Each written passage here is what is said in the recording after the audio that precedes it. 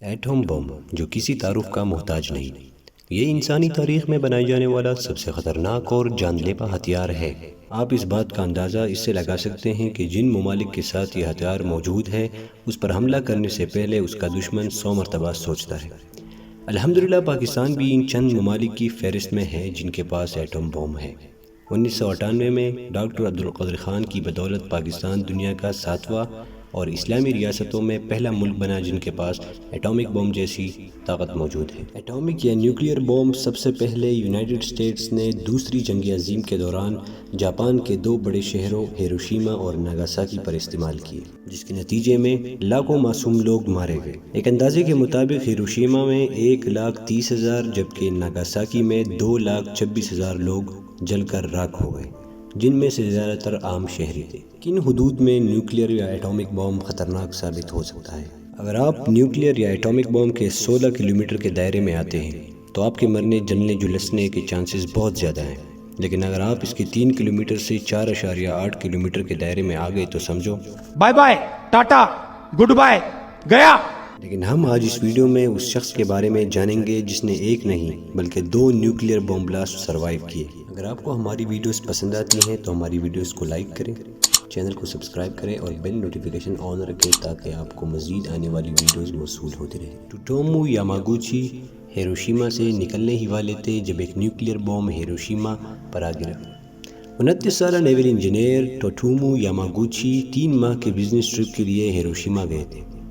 میتسوبیشی heavy industries کا یہ ملازم ان کے لیے نیا آئل ٹینکر کے ڈیزائن دکھانے کے لیے ہیروشیما گئے تھے۔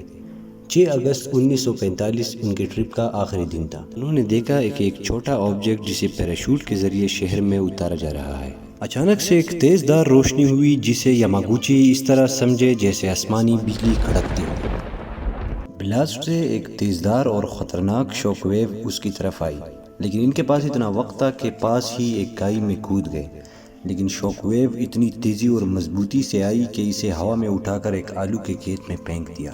ایک برٹش اخبار کو انہوں نے بیان دیتے ہوئے کہا کہ مجھے علم نہیں تھا کہ کیا ہوا ہے، شاید کچھ دیر کے لیے میں بے ہوش ہو گیا تھا، لیکن جب میں ہوش میں آیا تو دیکھا کہ چاروں طرف اندھیرا ہے اور ہیروشیما کے اوپر ایک مشروم کلاؤڈ تھا جس کی وجہ سے سورج بھی نظر نہیں آ رہا تھا۔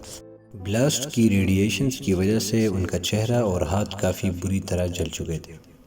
یاماگوچی خود کو گھسیٹتے ہوئے میتسوبیشی شپ یارڈ پہنچے تو وہاں اپنے کوورکرز اکیرا ایواناگا اور کنیوشی ساتو سے ملے جنہوں نے بھی یہ ایٹامک بلاسٹ سروائیو کیا تھا۔ جیسے تیسے کر کے انہوں نے رات ایک بنکر میں گزاری اور 7 اگست کی صبح وہ ٹرین اسٹیشن کی طرف بڑھے جو اب تک آپریشنل تھا، یعنی کام کر رہا تھا۔ اس سفر میں انہوں نے تباہ شدہ عمارتیں، ٹوٹے پل، جلتی ہوئی بلڈنگز اور آگ سے راکھ بنے ہوئے ہزاروں لوگوں کی لاشیں دیکھی۔ وہ اپنے ہوم ٹاؤن ناگاساکی اپنے بچے اور بیوی سے ملنے جا رہے تھے، لیکن راستے میں انہیں ٹرین کا سفر چھوڑنا پڑا اور ایک دریا کے عبور کے لیے جب انہوں نے پانی میں تیر کر دوسری جانب جانا چاہا تو وہ یہ دیکھ کر حیران پریشان رہ گئے کہ دریا لاشوں سے بھرا پڑا تھا۔ وہاں دوسری جانب یونائٹڈ اسٹیٹس کے 33ویں پریزیڈنٹ ہیری ٹرومن نے ایک تقریر میں ایٹم بم گرانے کی تصدیق کر دی اور ساتھ میں یہ بھی کہا کہ اگر جاپان ہتھیار نہیں ڈالتا تو ہم آسمان سے ان پر ایٹم بمز کی ایسی بارش برسائیں گے جو آج تلک دنیا نے نہ دیکھی ہو۔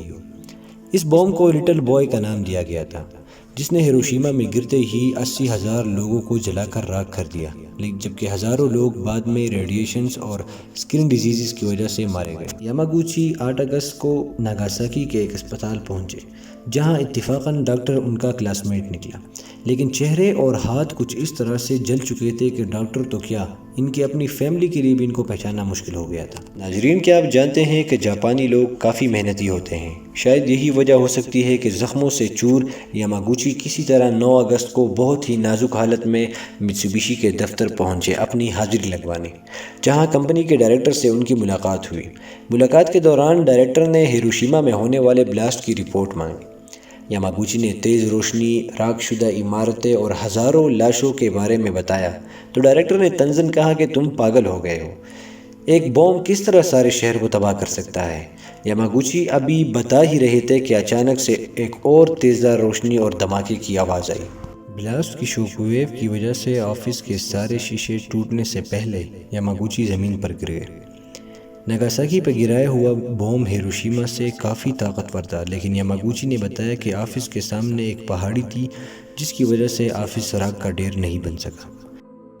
3 دنوں میں یہ دوسری بار تھا جب یاماگوچی بلاسٹ سے 2 یا 3 کلومیٹر ہی دور ہونے کے باوجود بھی سروائیو کر گئے، لیکن ریڈیشنز کی وجہ سے انہیں بعد میں کینسر ہو گیا۔ میتسوبیشی کی جلی ہوئی عمارت سے وہ نکل کر سیدھے اپنے گھر گئے، اپنی بیوی اور بچے سے ملنے۔ جب وہاں پہنچے تو دیکھا کہ ان کا گھر سرے سے ہے ہی نہیں، لیکن کچھ ہی پلوں میں وہ اپنی بیوی بچے سے جا ملے۔ ان کی بیوی یاماگوچی کے جلے ہوئے ہاتھ اور چہرے کے لیے مرہم لینے گئی تھی۔ واپسی پر راستے میں بلاسٹ ہوا اور انہوں نے ایک ٹنل میں پناہ لے لی، جس کی وجہ سے وہ سلامت رہے۔ قسمت کا کھیل دیکھے ناظرین، اگر یاماگوچی کو ہیروشیما کے زخم نہ لگتے تو ان کی بیوی اور بچے مرہم لینے کی بجائے گھر میں ہوتے۔ یاماگوچی کی حالت خراب ہو رہی تھی، ریڈیشنز کی وجہ سے ان کے بال جھڑنا شروع ہو گئے تھے، حتیٰ کہ 15 اگست کو جاپان نے سرنڈر کر دیا۔ موجزاً یاماگوچی کے علاج کے دوران ان کے زخم بڑھ گئے۔ بعد ازاں انہوں نے یونائٹڈ اسٹیٹس کے لیے ٹرانسلیٹر کا کام بھی کیا۔ 1950 کی دہائی میں ان کے مزید 2 بچے بھی ہوئے۔ یاماگوچی بلاسٹ کو سروائیو کرنے والے اکیلے شخص نہیں تھے، ان کے کوورکرز اکیرا اور کنیوشی نے بھی ان نیوکلیئر بلاسٹ کو سروائیو کیا تھا، لیکن آفیشلی جاپانیز گورنمنٹ نے انہیں نیجیو ہائیباکوشا کا ٹائٹل دیا، جس کے معنی ہے ٹوائس بومڈ پرسن، یعنی وہ شخص جس پر 2 بار بوم گرایا گیا ہو۔ انہیں یہ اعزاز 2009 میں مرنے سے 1 سال قبل ملا۔ 2010 میں 93 سال کی عمر میں ان کی موت واقع ہو گئی۔